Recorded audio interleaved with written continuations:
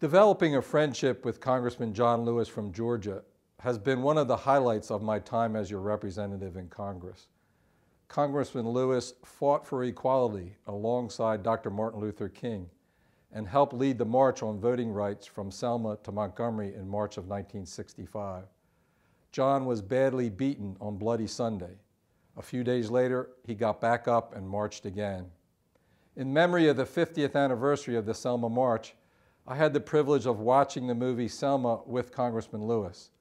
It was an incredible emotional experience and a reminder of how bad things were and how far we've come. In 1965, there were 15,000 black residents of Dallas County, Alabama, where Selma is located, but fewer than 200 were registered to vote.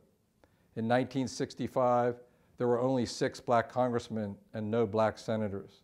In 1960, there were only 66,000 African Americans registered to vote in Alabama.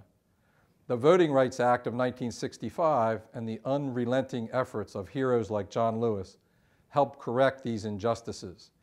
And today, a man sits in the Oval Office who 50 years ago may have been barred from voting in many states. But the fight isn't over. State legislation, ballot initiatives, and court cases across the country in recent years have jeopardized the voter registration protections that John Lewis and others fought so hard for. So we need to stay vigilant, and we need a new generation of heroes to take on the struggle. General Colin Powell once said, "Have a vision, be demanding." 50 years later, we still have that vision, that dream that guides us.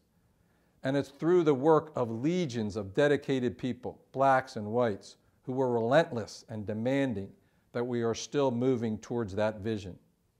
So as we celebrate Black History Month, let's recognize how far we've come as a nation, remember and celebrate how we got here, and redouble our efforts to build on that progress.